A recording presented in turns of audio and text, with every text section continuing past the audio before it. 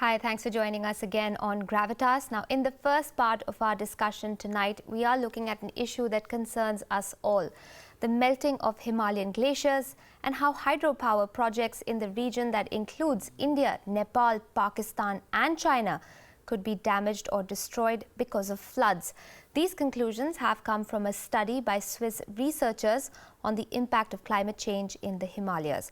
Now, according to that report, these are big issues that can face the entire region. Let's take a look, in fact, at some of the conclusions that have come forward in that reports published in Switzerland.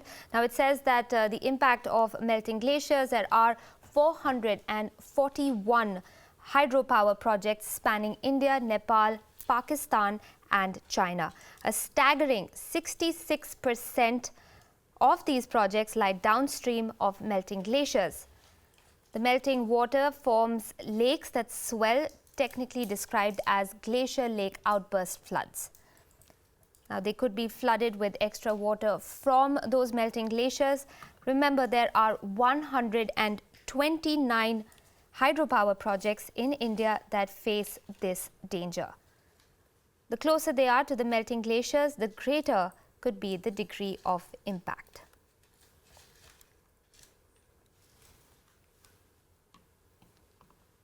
In fact, in India, there are telltale signs already taking place. Now, the Himalayan problem in Beas Basin, number of lakes have gone up from 6 in 1989 to 33 in 2011.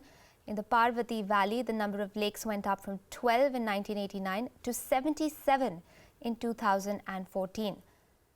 The capacity of lakes in Himachal Pradesh have gone up from 1 million cubic meters to more than 10 million cubic meters of water.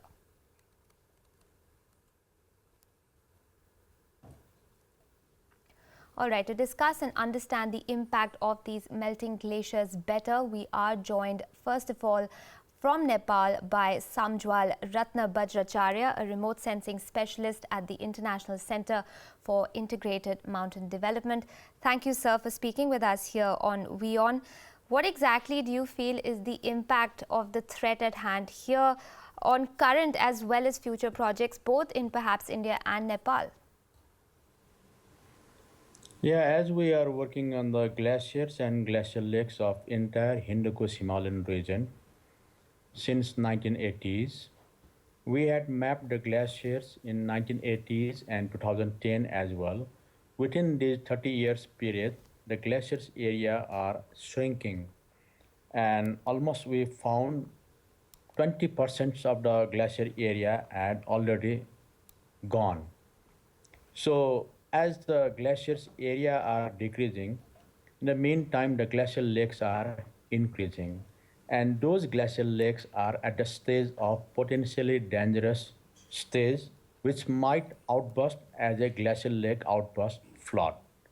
So in this way, as we had mapped almost 26,000 glacial lakes in the Hindu Kush Himalayan region, within that number, almost 23,000 glacial lakes are in Indus Basin, Ganges Basin, and Brahmaputra Basin. So once we had mapped those 23,000 glacial lakes from these three major basins, and within this number, more or less 1% of the glacial lakes are in the danger condition. So if this burst out, definitely it can wash out everything all along the river valley. That's why any structure which comes up at the river valley, they might be in the danger in future. Right, you're saying in the future, so are you then implying that the threat of such a burst and damage being caused to structures in the way of those waters is something that we have to look at in terms of the future, or is the threat really immediate? One thing is, just I mentioned 1% of the glacial lakes are in the danger condition. So immediately we should have some sort of, I cannot say mitigation work, but definitely we have to say the early warning system we have to use. And if we are sure that some of the lakes are really in the danger condition, then we should do some mitigation work. And as an example, recently in Nepal, one of the fastest growing lake, Imja, near to the Everest region, it has been lowered by 3.4 meter water level to reduce the danger. Right, Mr. Bajracharya, you're mentioning that mitigative action might need to be taken, even though we're only talking about 1% of these glacial lakes. But when it comes to action of the sort that you've just mentioned, what sort of costs would be involved for both? Perhaps you can, of course, speak to us from the Nepal perspective. Is it really feasible for the country to undertake, whole-scale mitigative action, or will it have to be a phase-by-phase process? One thing is most of these lakes are situated at the elevation of 4,000 to 6,000 meter above mean sea level. That means most of these lakes are at the remote area and no access. So to mitigate all these lakes are really difficult part. That's why from the remote sensing point of view, one thing first we have to do to monitor all those glacial lakes. And second one is we have to categorize the danger level of those lakes. And if we found really some of the lakes are really in the danger condition, and if it will have impact on the lower riparian, or if there are many infrastructures along those rivers, then definitely we should go for the mitigation work for that lake.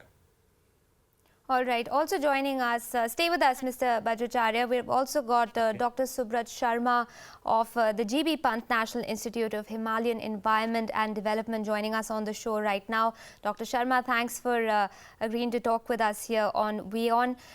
We've tried to understand really what the threat at hand over here is. Would you say that the impact is immediate, or are we going to see, that current and future projects will have to be, undertaken keeping the threat of melting glaciers in mind? Thank you. The first thing is that we have to understand is that there is a threat or not. Yes, possibly there is a threat. If you will see that how this glacial lake becomes a threat, because it's a natural phenomena where the valley glaciers, they have a superglacial ponds, and they increase by size, and then they grow bigger and merge together.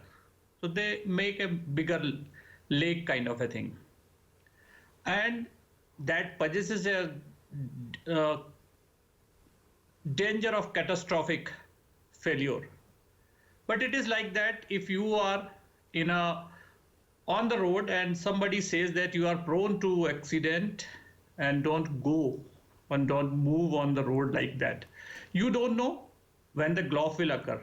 But likely, very likely, with the satellite technology and regular monitoring of the glaciers and these lakes, we don't see an immediate impact.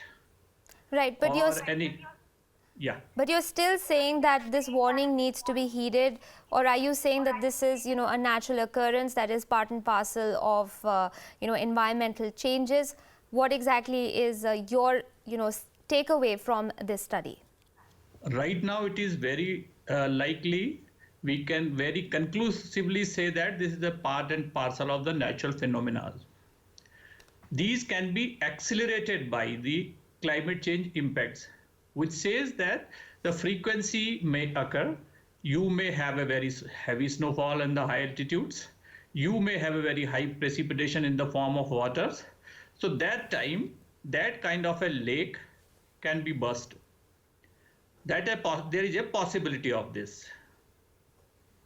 All right, Dr. Sharma and Mr. Bajracharya, stay with us.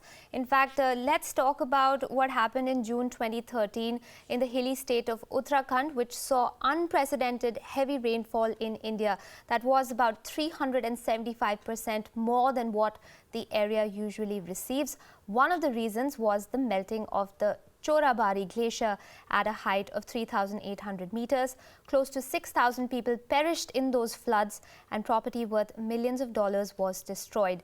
Many hydroelectric projects were damaged downstream, including, of course, washed away by water. That is a 400 megawatt Vishnu Prayag hydroelectric project, the 76 megawatt Fatabyung hydroelectric project, the 99 megawatt Singoli Bhatwari hydroelectric project as well. Let's continue our discussion with Dr. Subrat Sharma and Mr. Bajracharya, who are both standing by with us to talk more about the impact of this latest study. Dr. Sharma, I'll come to you first. India's already witnessed the scenes that it did in 2013 with those floods taking place in Uttarakhand. So, as you're saying, perhaps these are changes that are part of the natural cycle of the environment.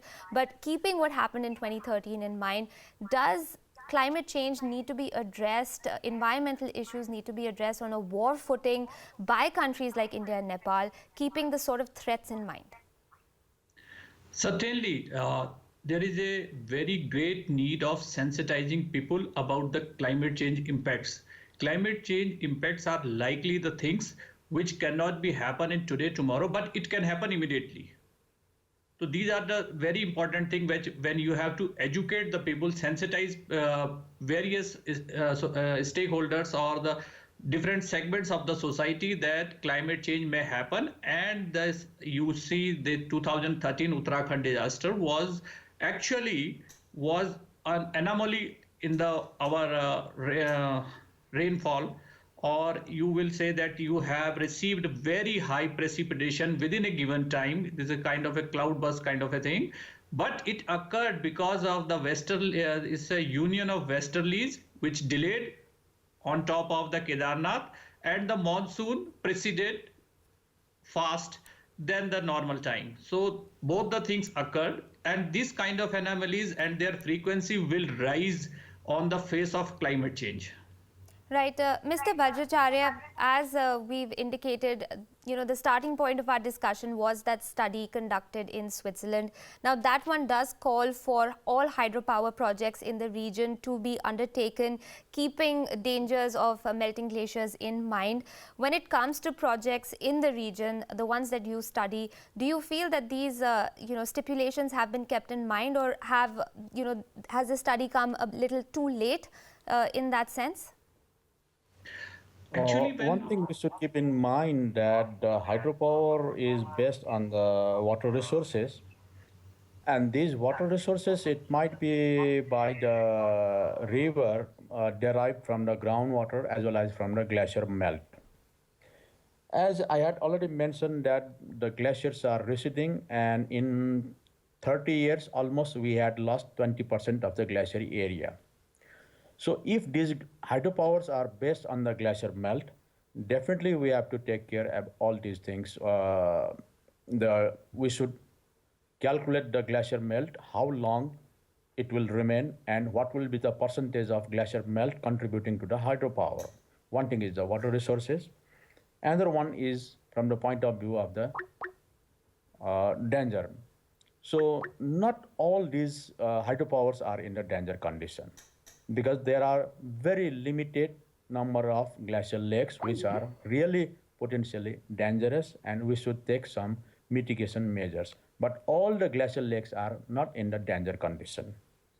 All right. So it seems that perhaps taking certain mitigative steps might become necessary, but also, as Dr. Sharma was pointing out, perhaps sensitizing all the countries in the region to the threat of climate change perhaps is the call of the hour. On that note, I'm going to thank both you, Dr. Sharma and Mr. Bajracharya, for joining us here on the discussion on WION. We are going to take a quick break on